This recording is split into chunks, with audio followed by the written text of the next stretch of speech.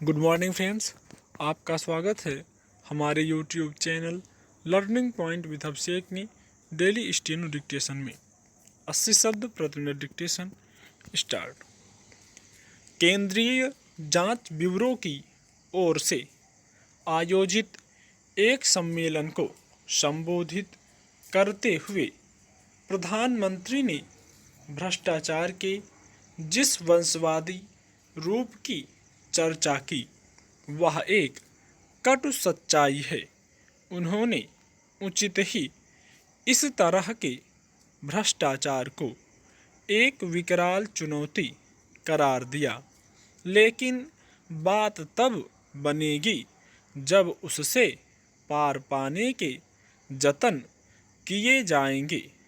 प्रधानमंत्री के अनुसार भ्रष्टाचार के खिलाफ जीरो टॉलरेंस की नीति अपनाई जा रही है, लेकिन यदि ऐसा है तो फिर वंशवादी भ्रष्टाचार विकराल रूप क्यों धारण किए हुए है?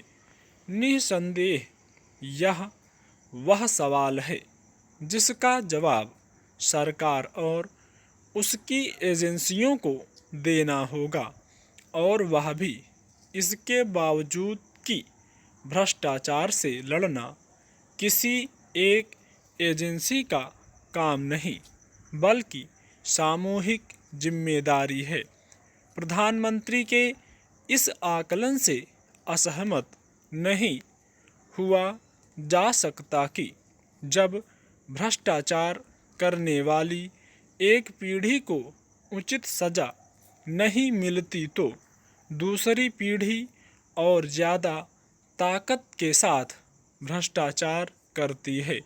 लेकिन यह देखना तो सरकार और भ्रष्टाचार निरोधक एजेंसियों का ही काम है कि भ्रष्ट तत्वों को समय रहते समुचित सजा मिले।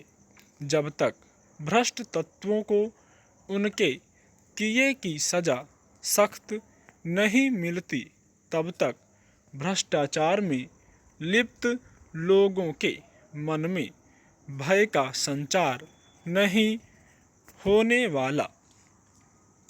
यदि कई राज्यों में पीढ़ी दर पीढ़ी चलने वाला भ्रष्टाचार राजनीतिक परंपरा का हिस्सा बन गया है और देश को दीमक की तरह खोखला कर रहा है, तो फिर उससे निपटने के लिए विशेष उपाय किया जाना समय की मांग है। आखिर यह मांग कब पूरी होगी?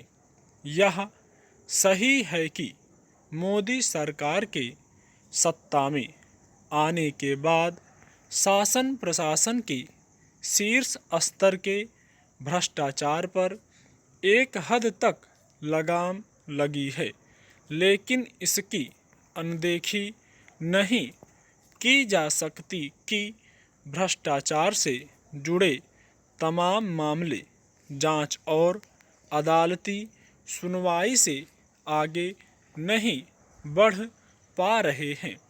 इसका कोई औचित्य नहीं कि भ्रष्टाचार के गंभीर मामलों में भी जांच और सुनवाई का सिलसिला लंबा खिंचता रहे।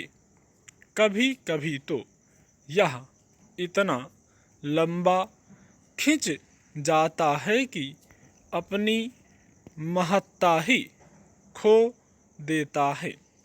कायदे से तो यह होना चाहिए कि भ्रष्टाचार के बड़े और खासकर नेताओं एवं नौकरशाहों से जुड़े मामलों की जांच एवं सुनवाई प्राथमिकता के आधार पर हो।